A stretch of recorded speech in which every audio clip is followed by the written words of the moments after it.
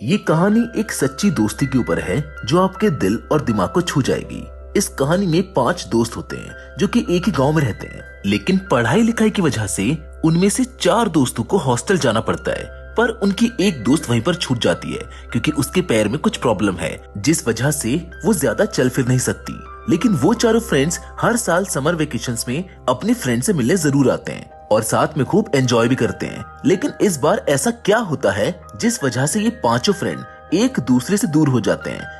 ये आपको इस कहानी में आगे पता चलेगा। इसलिए बिना समय को ना गवाते हुए चलिए आज की वीडियो को शुरू करते हैं। Hollywood silver screen presenting unforgettable. कहानी की शुरुआत 2016 में होती है, जहां पर हम कोरिया के एक रेडियो स्टेशन को देखते हैं, जहां एक आरजे अपना शो होस्ट कर रहा होता है जिसका नाम यंग है। इसके शो के कई लोग फैन हैं। इस शो में कई लोग अपनी लाइफ की घटना या अपने सॉन्ग को एक लेटर में लिखकर भेजते हैं और यंग फिर इस लेटर को लाइव शो में पढ़कर उनका फेवरेट गाना प्ले करता है। लेकिन आज कई लेटर्स में से एक लेटर को देखकर वो सोच में पड़ जाता है और अपने लिसनर्स को बताता है कि इस लेटर को मेरे एक बहुत ही क्लोज फ्रेंड ने लिखा है। इसमें जो लिखा है वो मैं पहले से ही जानता हूँ क्योंकि ये हम 5 फ्रेंड्स के बीच की बात है। ये कहकर वो अपनी और अपने फ्रेंड्स की कहानी बताना शुरू कर देता है जो 23 साल पहले शुरू हुई थी, जहाँ सी शोर पर एक लड़की बोट का इंतजार कर रही है। दरअसल सुमी के फ्रेंड्स दूसरे शहर में हॉस्टल में रह के पढ़ते हैं। सुमी अपने पैर की प्रॉब्लम की वजह से इतने दूर नहीं जा पाती और फ्रेंड्स के बिना वो बिल्कुल अकेली पड़ गई है। हर साल उसको समर हॉलिडेज का इंतजार करना पड़ता है। जब उसके सारे फ्रेंड्स यहाँ पर आते हैं तब वो एंजॉय कर पाती है। इस साल भी वो उनकी ही राह देख रही होती है और तब एक बोट को देखते ही सुमी खुशी से झूम उठती है और अपने फ्रेंड्स को पुकारने लगती है।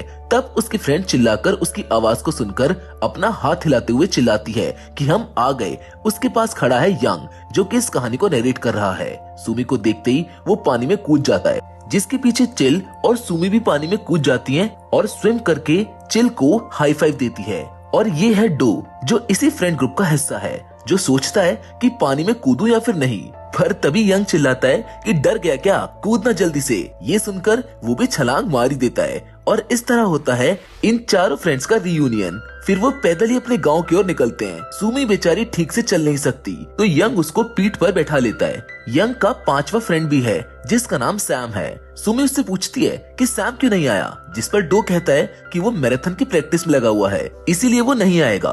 तभी चिल यंग के बैग से एक ऑडियो कैसेट निकालकर सुमी को देती है। उस कैसेट को देखकर सुमी खुश हो जाती है कि यंग उसका फेवरेट म्यूजिक कैसेट लेकर आया है। लेकिन यंग तो चिल को डांटता है कि मेरा बैग टटोलना बंद करो, लेकिन चिल फिर भी उसके बैग में हाथ डाल देती है और इस बार उसमें से एक वुमेन का इनरवेयर निकलती है। सुमी पूछती है कि क्या तुम ये पहनते हो, जिस पर सभी हंस पड़ते हैं। यंग गुस्से में कहता है कि अगर ज्यादा मजाक किया तो पानी में फेंक दूंगा, जिसके बाद सुमी कहती है कि अगर तुम्हारे पैर दुख रहे हो तो डो मुझे उठाकर चल लेगा। पर यंग कहता है कि नहीं, मैं ही तुमको उठाकर चल लूंगा। वहीं अब घर पहुंचकर सुमी उस कैसेट को प्ले करती है, लेकिन उससे पहले वो एक आरजे की तरह अनाउंसमेंट करती है क्योंकि उसका एम्बिशन भी एक आरजे बनना है। और वो अनाउंसमेंट के बाद उसको सुनना शुरू करती है। उसके घर के बाहर यंग खड़ा हुआ सुन रहा होता है और वो बहुत ही खुश होता है कि वो उसके दिए हुए म्यूजिक को इतना एंजॉय कर रही है। दरअसल यंग सुमी को बहुत पसंद करता है। अगले दिन ये सभी लोग चिकन खाने के लिए मुर्गी को पकड़ने निकलते हैं। अब सुमी जो अपने दोस्तों की तरह भाग नहीं सकती, इसीलिए वो एक जगह खड़े होकर मुर्गी के आने का वेट कर रही होती है और जैसे ही मुर्गी उसके पास से गुजरती है वो उसको पकड़ लेती है, जिसके बाद वो सभी मिलकर चिकन बनाने लगते हैं। उसी दौरान सुमी यंग से टर्मिनेटर मूवी के बारे में पूछती है। वो बोलती है कि यहाँ तो कोई थिएटर नहीं है, लेकिन शहर में तो जरूर होगा ना, तुमने तो वो मूवी देख ली होगी ना। हालांकि यंग ने वो मूवी देखी नहीं होती है, लेकिन वो फिर भी झूठ बोल देता है कि हाँ मैंने वो देख ली है। पर वो ये भी बोलता है कि वो इतनी खास भी नहीं है। लेकिन तुम फिक्र मत करो सुमी, मैं तुमको मूवी दिखाने लेकर जाऊंगा। सुमी कहती है कि जब मेरा पैर ठीक हो जाएगा तो मैं खुद ही जाकर देख लूंगी। इतने में ही चिल उसको लेग पीस ला कर देती है, जिस पर डो कहता है कि उसको लेग पीस क्यों दे रही हो, फिर मैं क्या खाऊंगा। चिल कहती है कि ये मुर्गी सुमी ने पकड़ी है, इसीलिए उसी को लेग पीस मिलेगा। पर तुम चिंता मत करो, दूसरा लेग भी तो है, तुम उसको खा लो। और इसी तरह सब चिकन खाने लगते हैं। पर तभी उन्हें एक पीछे से आवाज आती है, जो कि असल में सैम की थी। वो लोग उसको देखकर पूछते हैं कि तुम तो मैराथन की प्रैक्टिस कर रहे थे ना, अब क्या हो गया? जिस पर वो कहता है कि मैं कर तो रहा था, लेकिन मेरा पैर टूट जाने की वजह से उन लोगों ने मुझको वापस भेज दिया। पर तुम लोग यहाँ पर मेरे बिना चिकन खा रहे हो। ये कहकर दूसरे वाले लेग पीस को भी उठा लेता है और खाने लगता है, जिसको देखकर डो रोता है और बोलता है कि भाई तू थोड़ी देर बाद आ जाता तो मेरा लेग पीस मुझको मिल जाता। जिसके बाद सब खाना खाकर बैठ जाते हैं और सुमी का गाना सुनने लगते हैं। सुमी बहुत अच्छा गाती है। जिसके बाद वो स्विमिंग करने चले जाते हैं। वो भले ही ठीक से चल नहीं पाती, लेकिन पानी में वो काफी अच्छे से स्विमिंग कर पाती है। अब चिल गाना शुरू करती है, जिस पर डो कहता है कि बस कर मेरी माँ, मेरे कानों से खून निकलने लगेगा। वहीं अब अगले दिन हम देखते हैं कि डो के भाई पार्क ने एक न्यू बोट खरीदी होती है। वो सभी मिलकर वहाँ पर सेलिब्रेट कर रहे होते हैं। डो की माँ एक मिनट भी चुप नहीं रहती और गांव भर में ढिंढोरा पीट देती है कि ये देखो हमारी शानदार बोट। यहाँ पर यंग, सुमी, चिल और सैम सोचते हैं कि अब तो डो बड़ी बोट का मालिक बन गया है, ना जाने वो हमारे साथ पहले जैसा बिहेव करेगा या फिर नहीं। जिस पर सुमी कहती है कि मैं दूर के उस आइलैंड पर जाना चाहती हूँ, जहाँ पर एक बहुत ही खूबसूरत पहाड़ है। मैं उस पहाड़ के ऊपर की हवाओं को छूना चाहती हूँ, पर पता नहीं कैसे कर पाऊंगी। ये सुनकर यंग एक मस्त प्लान बनाता है और इस प्लान के अकॉर्डिंग वो पार्क की बोट को चुराकर सुमी को उस आइलैंड पर लेकर जाएगा। उसके दूसरे फ्रेंड्स भी सुमी के लिए ये प्लान सोच रहे होते हैं। उसी रात वो सब लोग डिनर एंजॉय करते हैं और सेलिब्रेट करते हैं। वही ये लोग पार्क को ढेर सारी शराब पिलाकर उसकी बोट की चुरा लेते हैं, जिसको वो डो को दे देते हैं। अब यंग सुमी को लेने जाता है, मगर वो सो रही होती है। वो सोचता है कि उसको कैसे उठाऊं, पर तभी सुमी घर से बाहर निकलती है और कहीं जाने लगती है। यंग उसको फॉलो करता है, जहाँ पर वो देखता है कि सुमी एक छोटी बोट में बैठकर कहीं जा रही है। यंग उसके पीछे नहीं जाता, क्योंकि वहाँ और कोई बोट नहीं थी। फिर वो सुमी के घर बाहर बैठकर उसका इंतजार करने लगता है। दरअसल सुमी पास के एक आइलैंड पर डॉग को देखने गई थी, और जब वो लौटती है तो वो पूछती है कि तुम यहाँ पर क्या कर रहे हो? यंग बताता है कि मैं तो तुम्हें लेने आया था, पर तुम कहीं चली गई थी। सुमी झूठ कहती है कि गर्मी लग रही थी, इसलिए मैं थोड़ा टहलने निकल गई। लेकिन यंग काफी परेशान होता है कि ये मुझसे झूठ क्यों बोल रही है। फिर भी वो बिना कुछ कहे सुमी को उठाकर नई बोट पर लेकर जाता है। सुमी तो चौंक ही जाती है कि ये क्या चक्कर है। सभी फ्रेंड्स कहते हैं कि हम तुम्हें उस आइलैंड पर लेकर जा रहे हैं, तुम टेंशन मत लो। डो कहता है कि जल्दी करो, अगर मेरे भाई का नशा उतर गया तो हम सब गए समझो।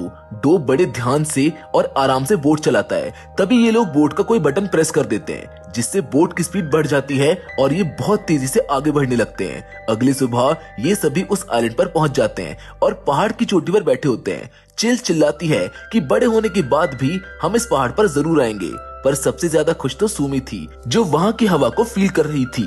यहाँ पार्क अभी भी नशे में धुत पड़ा होता है और उसकी माँ चिल्लाती है कि किसी ने हमारी बोट चुरा ली। वो कहता है चोर जरूर तुम्हारा छोटा बेटा ही होगा, एक बार वो आ जाए फिर उसकी खैर नहीं। वहीं इस बात से बेफिक्र डो अपने फ्रेंड्स के साथ मजे कर रहा होता है। चिल कहती है कि हम पढ़ लिख कर कोई न्यू जॉब करेंगे, पर तुम क्या बनना चाहती हो? जिस पर सुमी कहती है कि इस पैर के साथ तो मैं कहीं नहीं जा पाऊंगी, वैसे मैं आरजे बनना चाहती हूँ, ताकि मेरी आवाज पूरी दुनिया तक पहुँच पाए। बहुत देर बाद वो वापस आ रहे होते हैं। तब वो देखते हैं कि डो का भाई और उसकी माँ उन्हें डंडे से पीटने के लिए तैयार खड़े हैं। और फिर क्या, वो सबको मुर्गा बनाकर खूब पिटाई करता है। डो को तो एक्स्ट्रा मार पड़ती है, लेकिन पार्क सुमी को कुछ नहीं कहता।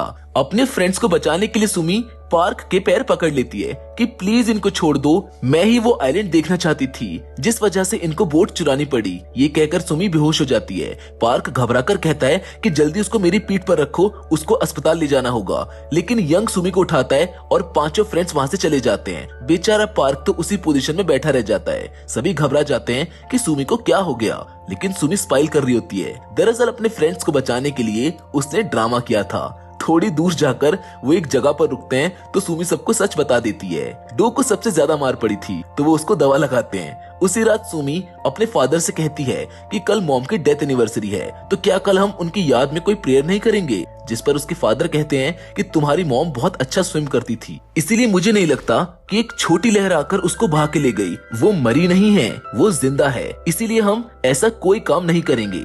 तभी यंग सुमी के घर पर आता है और उसी वक्त वो देखता है कि सुमी कहीं पर जा रही होती है।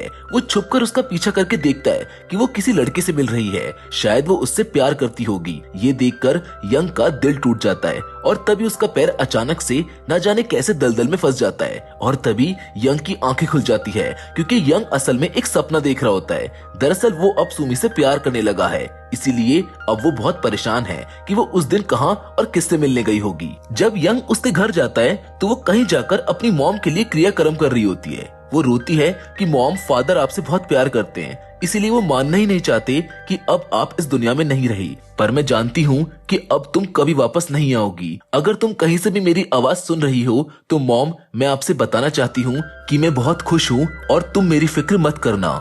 ये सब सुनकर यंग का दिल भारी हो जाता है, इसीलिए वो वहाँ से चला जाता है। अगले दिन सुमी फिर उस डॉग के क्लिनिक में जाती है, जहाँ वो क्लिनिक का थोड़ा बहुत काम कर लेती है।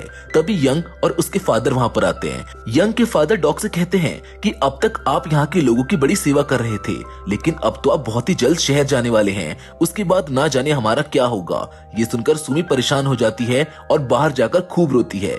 यंग उससे पूछता है कि तुमको क्या हुआ। वो कहती है कि बहुत धूप है ना, इसलिए मैं थोड़ा थक गई हूँ। इसी के साथ वो बताती है कि पास के टाउन में चल रहे म्यूजिक कंपटीशन में मैं गाना चाहती हूँ, लेकिन इस हालत में मैं ज्यादा दूर नहीं जा पाऊंगी। जिस पर यंग कहता है कि हद हो गई यार, तुमने मुझको पहले क्यों नहीं बताया, चलो मेरी पीठ पर बैठो। ये कहकर वो सुमी को उठाकर ले जाता है, जहाँ वो उसको एक गाड़ी में बैठाकर वहाँ के लिए निकल जाता है। रास्ते में डो का घर आता है तो वो उसको भी आवाज देकर बुला लेते हैं। डो तुरंत बाहर आ जाता है, जिसको यंग बताता है कि सुमी उस सिंगिंग कंपटीशन में गाना चाहती है, तू जाके बाकी सब फ्रेंड्स को बता दे और सभी को साथ ले आ।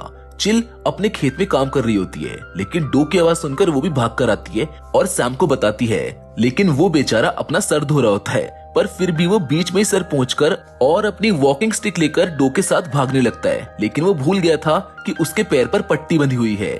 इसी तरह ये चारों मिलकर अपनी फ्रेंड की ख्वाहिश पूरी करने के लिए एक साथ हो जाते हैं। ये देखकर तो सुमी बहुत ही खुश होती है कि उसको इतने अच्छे दोस्त मिले हैं। उसने बस एक शब्द कहा और वो सब कुछ करने के लिए मान गए। अब सैम कहता है कि इस तरह चले तो कंपटीशन ही खत्म हो जाएगा। ये कहकर वो अपने पैर की पट्टी खोलता है और शॉर्टकट से उस जगह जाकर कंपटीशन को डिले करने का प्लान बनाता है, क्योंकि तब तक सुमी वहां पर पहुंच जाएगी। और फिर वो भागता है और उस वेन्यू पर पहुंच जाता है, जहां वो होस्ट का माइक छीन लेता है और मैराथन की तरह पानी पीकर उस जगह का चक्कर लगाने लगता है। कुछ देर में वो सभी सुमी को लेकर वहां पहुंच जाते हैं। फिर सैम होस्ट का माइक वापस कर देता है कि सॉरी सर, मैं मैराथन के लिए प्रैक्टिस कर रहा हूँ और आपका माइक हाथ में आ गया। और फिर क्या था, सुमी स्टेज पर गाना गाती है और इतना अच्छा गाना गाती है कि उसके फ्रेंड्स ही नहीं बल्कि बाकी सभी लोग भी खुशी से नाचने लगते हैं और सुमी को ही फर्स्ट प्राइज मिलता है। अगले दिन यंग के घर सुमी का फर्स्ट प्राइज रखा होता है। यंग अपनी मॉम से पूछता है कि ये तो सुमी का फर्स्ट प्राइज है, ये यहाँ पर कैसे आया?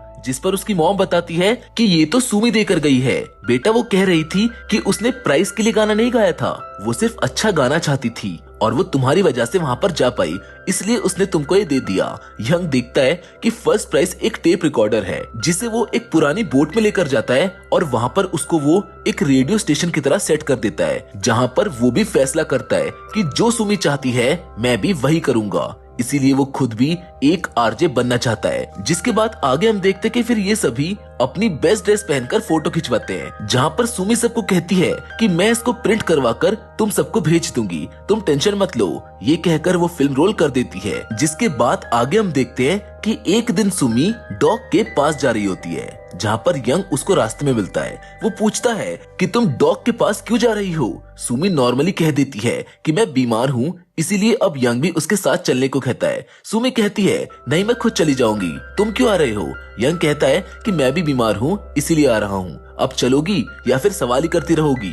अब दोनों डॉग के पास पहुंच जाते हैं। डॉग यंग से पूछता है कि तुम्हें क्या तकलीफ है? वो भी कह देता है कि आप तो डॉग है ना, खुद ही पता लगा लीजिए। डॉग कहता है कि मैं डॉग हूँ बेटा, कोई मजिशियन नहीं, ठीक ठीक बताओ क्या प्रॉब्लम है? यंग कहता है कि रात को नींद नहीं आती, ना कुछ खाता पीता हूँ। जिस पर डॉग उसको कुछ टैबलेट्स देकर बाहर भेज देते हैं। फिर सुमी आती है, जिसकी बातों को यंग छुपकर सुनने लगता है। डॉक सुमी को एक्सप्लेन करता है कि तुम्हारा एक पैर ठीक से ग्रो नहीं हुआ है, इसलिए तुम ठीक से चल फिर नहीं पाती हो, लेकिन एक सर्जरी से इसको ठीक किया जा सकता है, फिर तुम दूसरों की तरह चल पाओगी।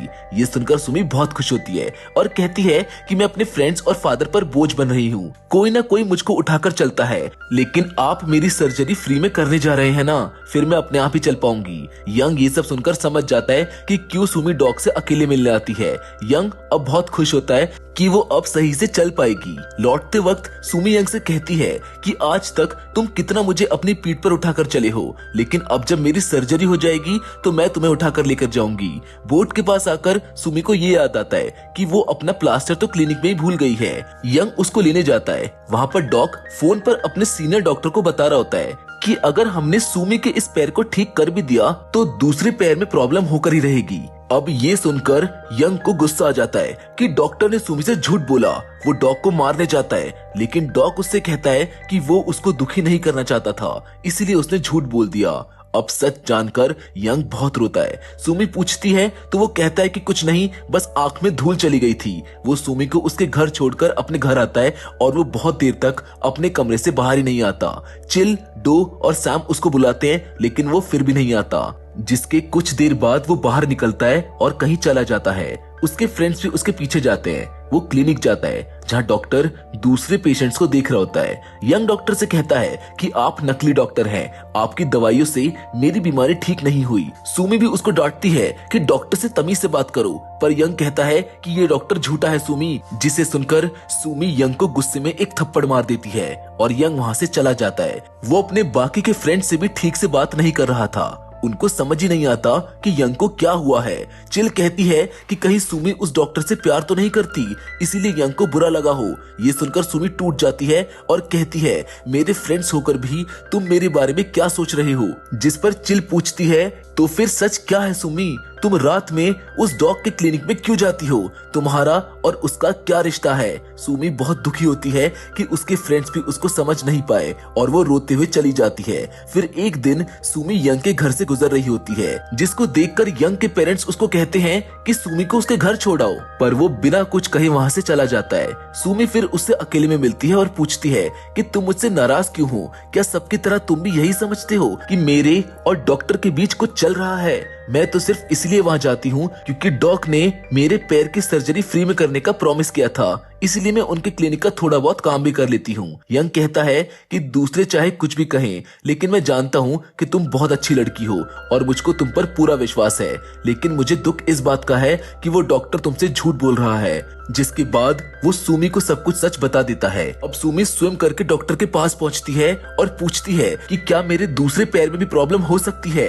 डॉक्टर भी कह देता है कि मैं तुम्हारा दिल दुखाना नहीं चाहता था, इसीलिए मैंने तुमसे झूठ बोल दिया।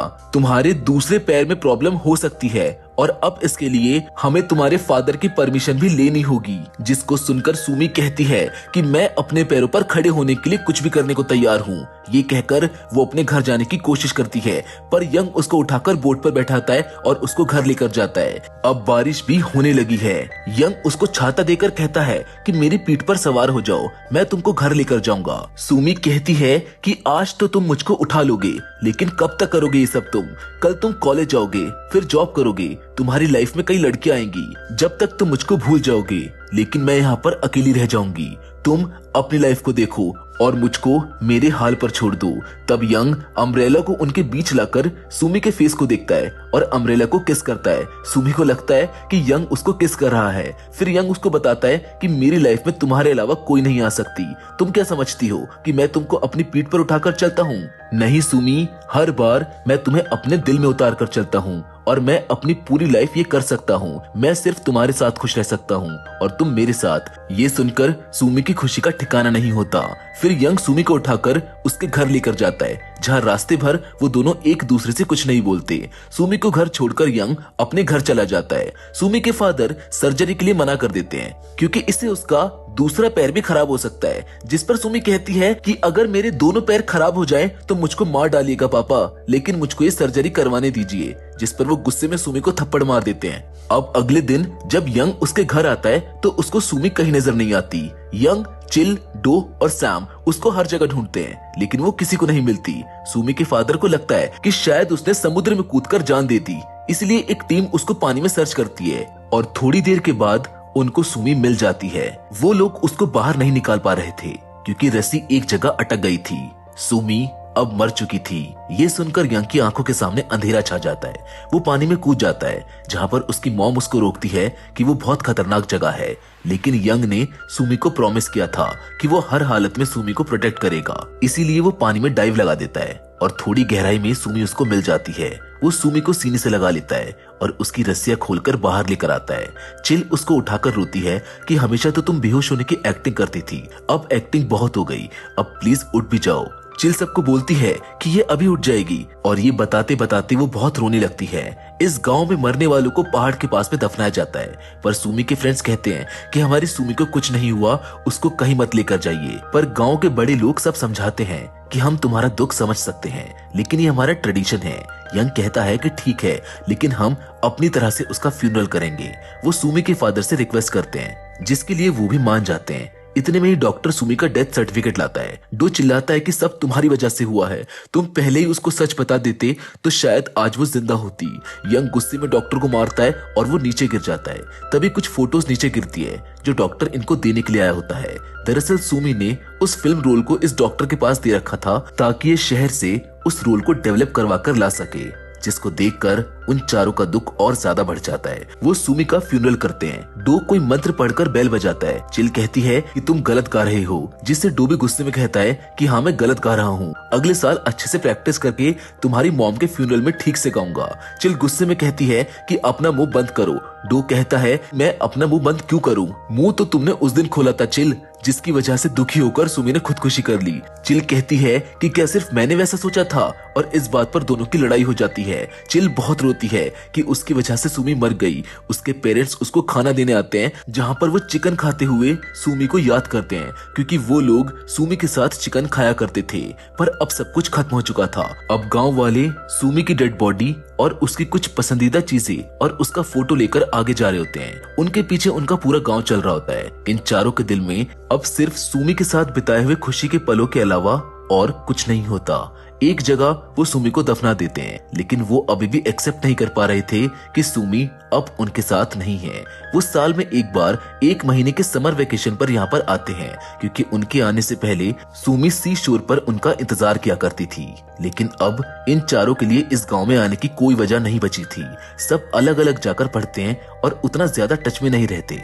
वो सब अब अलग अलग जगह पर काम करने लगे हैं। यंग एक आरजे बन गया है और अपने लाइव शो पर लिसनर्स को ये सब बता रहा होता है, और इस कहानी को उसके बाकी के 3 फ्रेंड्स भी सुन रहे होते हैं। सुमी की यादें ताजा हो जाने की वजह से चिल बहुत रो रही होती है। वहीं डोबी कार में बैठा इस प्रोग्राम को सुनकर बहुत इमोशनल हो जाता है, जबकि सैम इस प्रोग्राम को सुनकर एक ऑडियो कैसेट लेकर भागता है और सीधे रेडियो स्टेशन जाकर यंग को दे देता है। दरअसल ये लेटर भी सैम ने ही भेजा था। वो कहता है कि सुमी के फादर ने उसको ये कैसेट दिया और कहा कि ये मैं तुमको दे दूं, लेकिन उस वक्त हम सब अलग हो गए थे और मैं इस बारे में भूल गया।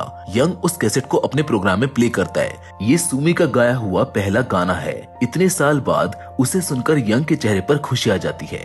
चिल और डोभी इतने साल बाद सुमी की आवाज को सुनकर बहुत इमोशनल हो जाते हैं। गाने के एंड में सुमी कहती है कि ये उस दिन की रिकॉर्डिंग है जब उसने डॉक्टर के क्लिनिक में यंग को मारा था। फिर वो अपने दोस्तों की बातें सुनकर बहुत दुखी होकर अपने घर लौट गई थी। वो कहती है कि कई दिन बाद हम पांचों के बीच लड़ाई हुई, पर मुझको अपने फ्रेंड्स की बातों का बुरा नहीं लगा, क्योंकि वो मेरे बेस्ट फ्रेंड्स हैं। वो मेरी फिक्र करते हैं। मेरी लाइफ के सबसे खुशहाल दिन सिर्फ उनके साथ ही बीते। ये चारों हमेशा ही मेरे बेस्ट फ्रेंड्स रहेंगे, चाहे आगे जो कुछ भी हो। आखिर ये लोग ही तो मेरी फैमिली है। तुम चारों ही तो मेरी दुनिया हो। मैं तुम लोगों से मिले बिना नहीं रह सकती।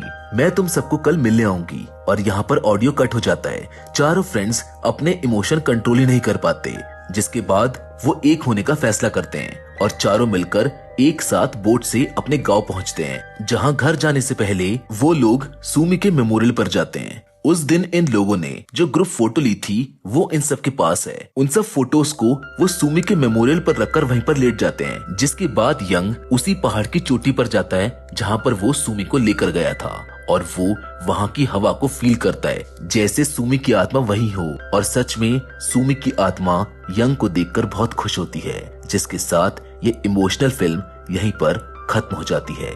सच में ये फिल्म अपने टाइटल को पूरी तरह जस्टिफाई करती है। वेल, ये वीडियो काफी लंबी हो गई है, इसीलिए अब मैं ज्यादा इस वीडियो के बारे में कुछ नहीं बताऊंगा। लेकिन अगर आपको अच्छी लगी हो तो प्लीज इसको लाइक और हमारे चैनल को सब्सक्राइब जरूर कीजिएगा। बाकी आप लोगों की इन पांचों की दोस्ती के ऊपर क्या राय है वो आप हमको कमेंट करके जरूर बताइएगा। Now it's time to wrap up, लेकिन हम फिर से जरूर मिलेंगे और वो भी एक और नई इंटरेस्टिंग कहानी के साथ। लेकिन तब तक के लिए धन्यवाद।